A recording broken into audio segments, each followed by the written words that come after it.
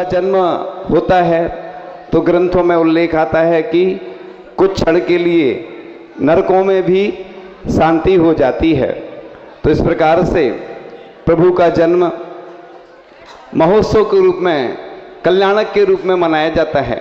सामान्य व्यक्ति का जन्मदिन कुछ लोग ही मिलकर मनाते हैं, लेकिन भगवान का जन्म महोत्सव, जन्म कल्याणक महोत्सव पूरी दुनिया मनाती है। और भगवान का जन्म होते ही शंखनाद, घंटानाद आदि आदि होने लगते हैं।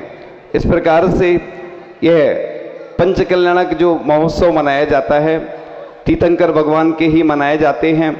और ऐसा ग्रंथों में उल्लेख आता है कि दिशाएं जो हैं वह स्वच्छता को प्राप्त हो जाती हैं। और 1008 उनके अंदर ऐसे लक्षण होते हैं। इसी कारण से अपन भगवान के आगे के 1008 लगाते हैं नाम के आगे। ऐसे 900 व्यंजन, तिल तथा 108 सामुद्रिक लक्षण आदि होते हैं। और इसके बारे में और आपको बताया जाएगा विस्तार से। तो इस प्रकार से यह जो पंचकल्याणक महोत्सव होते हैं, ये पूरे आत्मा से परमात्मा बनने में जो कारण बनते हैं वह पंचकल्याणक महोत्सव होते हैं। लोगों के मन में एक प्रश्न आता है, पिछले वर्ष भी जहाँ चातुर्मास हुआ पंचकल्याणक की बात आती है, तो पंचकल्याणक शुरू होने के पहले कई लोग कहते हैं, ऐसे करते हैं, छोटे रूप में कर लेते हैं क्योंकि लोग सहयोग नहीं कर रहे हैं। और जब होता है तो बस, इसलिए जहाँ भी पंचकल्याणक महोत्सव सबसे पहले पात्र चयन जरूर करना चाहिए। अगर पात्र चयन हो जाता तो लोगों के हौसले फिर बुलंद हो जाते। यहाँ का पात्र चयन तो बिल्कुल अद्भुत ही रहा। पात्र चयन होते होते एक पात्र ने बोली ली और तुरंत राशि दे दी। हमने तो बड़े बड़े शहरों में पंचकल्याणक देखे हैं, इंदौर में भी हुए और अन्य नगरों में हुए, लेकिन यहाँ का एक, और अपन को ये सोचना चाहिए पंचकल्याणक जो होते हैं वो किस लिए होते हैं? मंदिर के होते हैं। और जब जहाँ जहाँ मंदिर बन रहे थे तो मंदिर बनते बनते लोगों को बहुत स्थिति खराब हुई। हर जगह लोग दान नहीं देते हैं, लोग भीड़ में दान देते हैं। जैनों की एक खासियत है, हमने देखा जब भी कोई कार्यक्रम होता है ना, भीड़ होगी तो बड़ी बड़ी घोषणाएं हो जाती। लेकिन एक अकृत पुण्य की कथा आती है धन्य कुमार चरित्र में। उसने निर्माल द्रव्य का सेवन किया था, उसके प्रभाव से वह जो भी काम करता था उसको विघ्न बाधाएं आती थी। और बहुत, एक बार एक सेठ के यहाँ वह नौकरी करता था, जो पहले नौकर था और सेठ बन गया आज उसी का। और उसने एक पोटली दे दी चने की। तो पहले तो उसने स्वर्ण आभूषण दिए तो वो अंगारे बन गए। और जैसे ही उसने सोचा कि इसके पुण्य में नहीं है, जैसे कहते हैं ना, सिंगिनी का दूध काय में टिकता है? स्वर्ण के पात्र में टिकता है। ऐसे ही पुण्य के बिना धन नहीं रुकता है। लोग सोचते हैं मैं दिन भर कमाता रहूं, तुम तो 24 घंटे दुकान खोलते रहो, तो कुछ होने वाला नहीं है। हर कार्य पुण्य से ही होता है। तो इस प्रकार से वह अकृत पुण्य जो था, उसकी जैसे ही चने की पोटली दी जाती उसमें छिद्र हो जाते और चने गिर जाते। अब लोग कहते हैं हमारे जीवन में बहुत सारी विघ्न बाधाएं आ रही हैं। क्यों आती हैं? क्योंकि आपने निर्मल द्रव्य का सेवन किया। ऐसा लिखा है कि 60,000 वर्ष तक मनुष्य के मल में कीड़ा बनता है व्यक्ति जो निर्मल द्रव्य का सेवन करता है। और कुष्ठ रोग, कैंसर, टीबी आदि आदि रोग होते। लेकिन ऐसा नहीं समझना जिनको ये रोग हो रहे हैं उन्होंने निर्मल द्रव्य का सेवन किया। लेकिन निर्मल द्रव्य का सेवन जो करता है, इसलिए कई लोग पंचकल्याणक में बड़ी बड़ी बोली ले लेते हैं, कहते हैं देना थोड़ी है, बढ़िया हाथी पे बैठ जाओ, अच्छे से आनंद ले लो, देना तो है ही नहीं। लेकिन एक व्यक्ति ने एक स्थान पर पंचकल्याणक में कुछ गड़बड़ी कर दी हिसाब किताब में, राशि में, उसको कुष्ठ रोग हो गया। और भी कई उदाहरण हैं जो हम समय समय पर बताते रहते हैं। आज तो फर्स्ट पार्ट में बताएंगे, सेकंड पार्ट अगली जगह बताते हैं, क्योंकि बहुत सारी बातें करना है और पहले से सब बता चुके हैं, लेकिन कुछ नई बातें भी हैं। इस प्रकार से जिनने जो पंचकल्याणक महोत्सव में जो भी राशि बोली है, जिस प्रकार से बोली है उसी प्रकार से देना है। कहते हैं घर, यहाँ से एक चावल का दाना भी अपने घर नहीं ले जाना चाहिए, कई लोग नहीं ले जाते हैं। तो इस प्रकार से अपन को ये पंचकल्याणक महोत्सव सिर्फ प्रदर्शन का नहीं है, ये प्रक्रिया है। क्योंकि जैन दर्शन में किसी भी उसका जो है नाटक नहीं होता है, एक महानाटक होता है। ये प्रक्रिया भगवान बनने की बताई जाती है कि गर्भ में कैसे भगवान आए, जन्म कैसे हुआ, मोक्ष तक की यात्रा इन 6-7 दिन के माध्यम से बताई जाती है। गर्भ कल्याण 2 दिन होता है, घट यात्रा आदि होती है। तो ये भगवान बनने की प्रक्रिया है, क्योंकि आहारचर्या का नाटक नहीं किया जाता, ऐसा अष्टपहड़ ग्रंथ में निषेध किया गया, क्योंकि ये मुनि मुद्रा है। आपने ब्रह्मगुलाल की भी कथा सुनी होगी, और भी कथाएं सुनी कि वो एक बार मुनि बने तो फिर इस मुद्रा को छोड़ा नहीं। तो इस प्रकार से यह पंचकल्याणक हमारे जीवन में कल्याण करने वाले होते हैं, और एक माध्यम होता है कि जैसे परमात्मा भगवान कैसे बने ये दिखाया जाता है। तो इसलिए जो पात्र बनते हैं उनको तो ऊपर से बहुत आनंद आता है, जो नीचे बैठे रहते हैं वो रोते रहते हैं, दुखी होते रहते हैं कि हम पात्र नहीं बन पाए। इसलिए ऐसी व्यवस्था की जाती।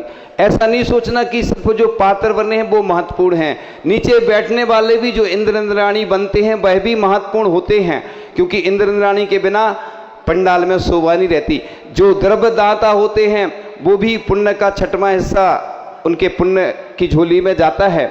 इसके साथ साथ जो भोजनशाला में भी जो कार्यकर्ता होते हैं, जो पुण्यार्जक होते हैं, सब महत्वपूर्ण होते हैं, क्योंकि जो पूरा आयोजन होता है ये इसी पंचकल्याणक के निमित्त से होता है।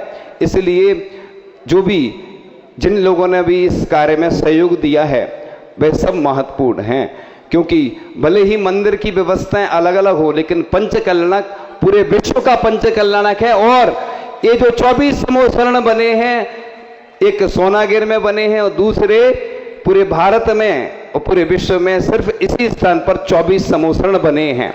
और 24 समूह शरण के साथ साथ महाराज जी ने प्रेरणा दी तो रजत वेदी भी 750 वर्ष प्राचीन जो रजत वेदी है वह बन रही है।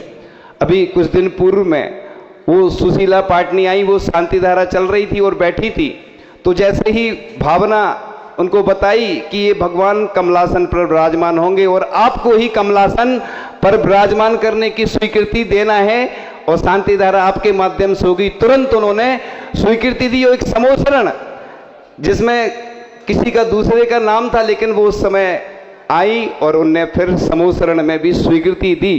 तो जो पुण्यार्जक होते हैं वो जाने कहां से कब कैसे आ जाते हैं। इसलिए भगवान के लिए छत्र भी लगवाना है, चमर भी लगवाना है, सिंहासन भी प्रदान करना है। तो ऐसा नहीं सोचो कि जिन लोगों ने समूह शरण विराजमान, जिन्होंने समूह शरण की स्वीकृति दी, जिन्होंने प्रतिमा विराजमान करती वही करवाएं। ये तो एक माध्यम है, अपन को एक सौभाग्य मिल रहा है। जैसे पिछी परिवर्तन होता है ना, तो 4 महाराज हैं या जितने भी जहां महाराज रहते हैं, आरिका रहती हैं, उतनी ही पिछी पुरानी मिलती है एक व्यक्ति को, और 1 साल बाद फिर होता है पिछी परिवर्तन। तो ऐसा बीच में भी कोई अनुकूलता नहीं रहती है, पिछी अनुकूल नहीं है तो बीच में भी बदल सकते हैं। पहले बुंदेलखंड में साधु आते थे और आहार करते थे, लोग अपने घर में पहले से पिछी बना करके रखते थे और चौके में ही पिछी परिवर्तन हो जाता था। पहले लंच में हो जाता था, मंच में होता है, क्योंकि कलश स्थापना है और पिछी परिवर्तन है, इसलिए बड़े रूप में होता है कि लोग देख के संयम ग्रहण करने की प्रेरणा लेते हैं कि जिस प्रकार से इन्होंने नियम लिया है, इनको पिछी मिली, इसी प्रकार से हमें भी मिले। तो जो नई पिछी देते हैं वो भी सौभाग्यशाली होते हैं। ऐसा नहीं सोचो कि सिर्फ पुरानी जिनको मिल गई, क्योंकि वो वर्ष भर महाराज जी उसी पिछिका से कितने सारे जीवों की रक्षा करेंगे, कितने भगवानों को नमोस्तु करेंगे, कितने आचार्य परमेष्ठी, कितने तीर्थ क्षेत्रों की वंदना करते हैं, नमोस्तु करते हैं। तो उस सब का पुण्य आपके खाते में जाता है। इसलिए जो देने वाले होते हैं वो अधिक होते हैं और लेने में सिर्फ एक परिवार को मिलती है। अलग अलग संघों की अलग अलग व्यवस्थाएं रहती हैं, इसलिए भावना सबकी होती है, हमें मिले हमें, लेकिन जिसका पुण्य होता है, जो नियम लेता है, उसको ही पिछिका मिलती है। तो बुंदेलखंड में ऐसी ही परंपरा पहले रही। पहले चतुर्थ काल में साधु रहते थे, तो साधु क्या करते थे, पंख मिल जाते थे, डंडी आदि मिली, अपने पंख से पिच्छी बना लेते थे। उनको दोष नहीं लगता चोरी का। अदत्ता दानम स्थियम तो लिखा है, लेकिन चूंकि संयम की रक्षा के लिए ये पिच्छी होती है और आपको इसके बारे में विस्तार से बताया जाएगा। अभी तो शॉर्ट एंड स्वीट्स शॉर्ट्स का ज़माना है, तो शॉर्ट्स में ही आपको बता रहे हैं हाइलाइट्स सिर्फ। तो इस प्रकार से पंच कल्याणक की बात हुई।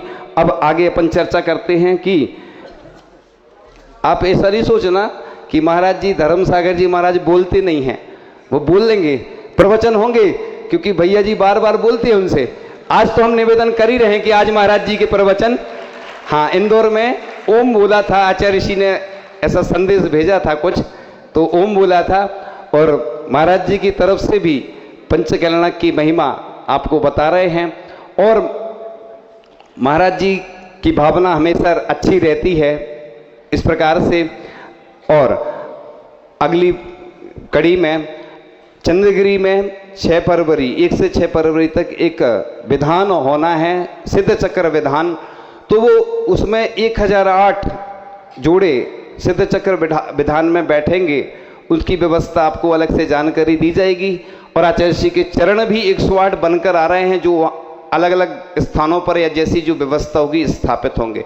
वैसे तो मैंने कई बार बता चुका हूँ, फिर से इसलिए बताना आवश्यक होता है कि जानकारी नहीं कि कहीं पर स्वर्ण चरण स्थापित होंगे, कहीं पर रजत होंगे, कहीं पर पाषाण के होंगे।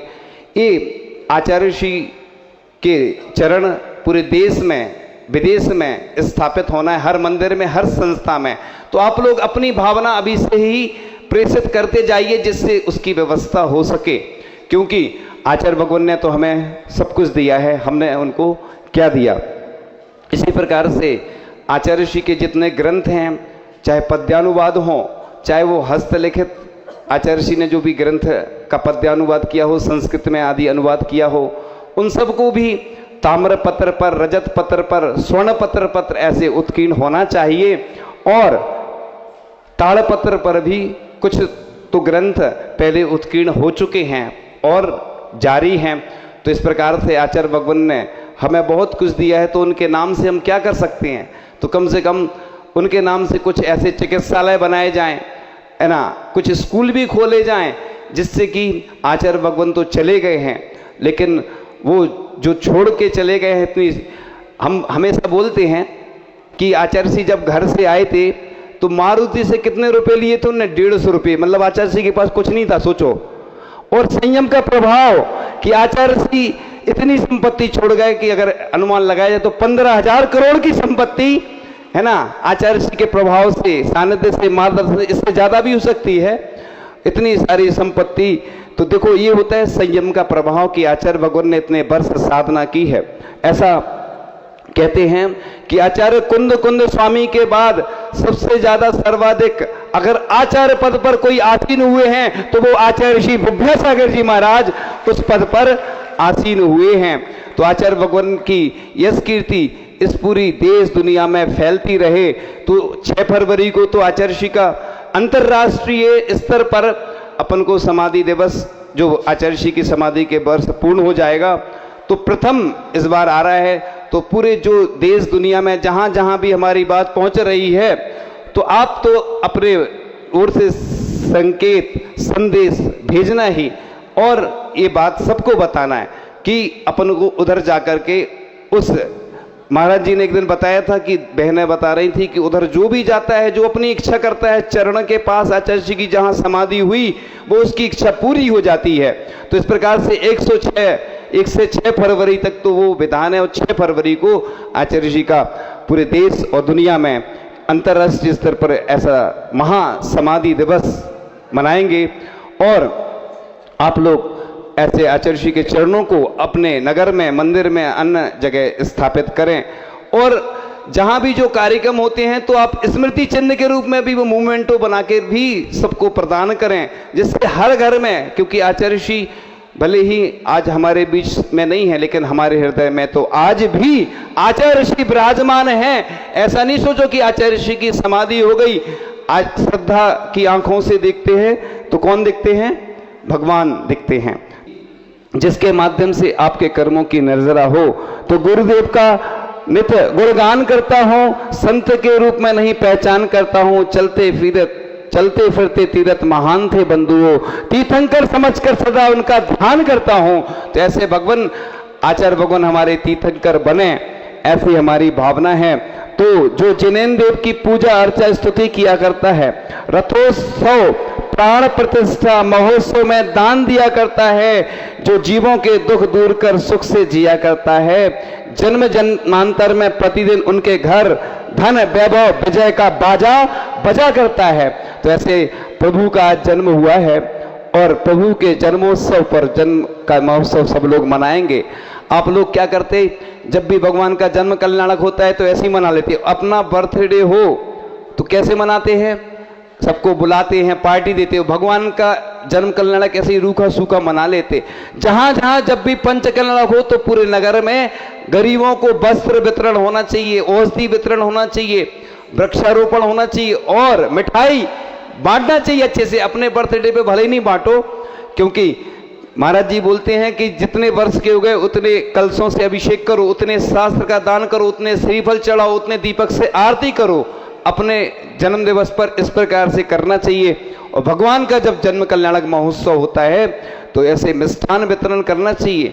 इससे क्या होता है कि लोगों को भी अच्छा लगता है, उन्हें भी मालूम चल जाता है कि आज भगवान का क्या है, जन्म कल्याणक है। जन्म महोत्सव बड़े ठाट वाट से मनाना चाहिए। क्या होता है अपने मंदिर में, क्या होता है जब भी कोई कार्य होता है तो कंजूसी करते हैं कई लोग। कमेटी में कुछ लोग कंजूसी करते हैं कि जैसे उनके पिताजी का लग रहा हो। तुम तो अच्छे से बांटा करो, लेकिन अनर्थ दंड नहीं होना चाहिए, फालतू खर्च नहीं होना चाहिए। कोई भी आयोजन हो तो बिल्कुल यानी बिल्कुल भी उसमें व्यर्थ का जो पैसा खर्च करते वो बिल्कुल नहीं करो। आचार्य श्री भी हमेशा बोला करते कि अपव्यय नहीं होना चाहिए धन का। धन इसलिए आता है, जैसे भोजनशाला इधर निःशुल्क रखी गई, क्यों रखी गई, जिससे कि लोग अच्छे से धर्म ध्यान करें, इसलिए निःशुल्क रखी गई उसमें। लेकिन लोग कुछ लोग भोजन ही भोजन कर रहे हैं, इधर आते ही नहीं है। तो इसलिए निःशुल्क का दुरुपयोग नहीं करना। देखो पूरे देश दुनिया के लोग भी आ जाएंगे तो यहाँ पर व्यवस्था हो जाएगी, इसलिए वो। और आप लोग जहाँ से भी जो आते हैं अपन को राशि देना चाहिए। पूजन की भी तरफ अपन चढ़ा रहे हैं तो उसकी भी राशि दो, भोजन की दो, जिससे आपको वो दोष नहीं लगे। लेकिन अपन कोशिश ये करें जहां भी आगे भी पंचकल्याणक होना है वहां पर निःशुल्क ही भोजनशाला रखी जाए। पुण्यजक हर व्यक्ति बने, पूरे समाज के लोग बने, बाहर के लोग बने, इन्हीं भावनाओं के साथ कि आगे आपका अच्छे से निर्विघ्न पंचकल्याणक संपन्न हो। और रजत वेदी में जिन जिन लोगों ने जो राशि बोली है या जो रजत बोला है उनने दिया नहीं है तो वेदी कैसे बनेगी। वेदी तो कंप्लीट होने वाली है। एक भव्य 750 वर्ष प्राचीन जब पार्श्वनाथ भगवान रजत वेदी पर बैठेंगे, विराजमान होंगे, तो एक अद्भुत महिमा होगी। पूरे देश दुनिया से लोग आएंगे, दर्शन करेंगे। यहाँ के जो इस नगरी का नाम क्षेमोल्लास नगरी है, प्राचीन नाम शास्त्रों में मिलता है, इसलिए आपके नगर में क्षेमोल्लास आए, सभी लोगों की विघ्न बाधाएं दूर हों। इन्हीं भावनाओं के साथ परम पूज्य आचार्य भगवान गुरुदेव श्री ईश्वर विद्यासागर जी महामुनि राज्य की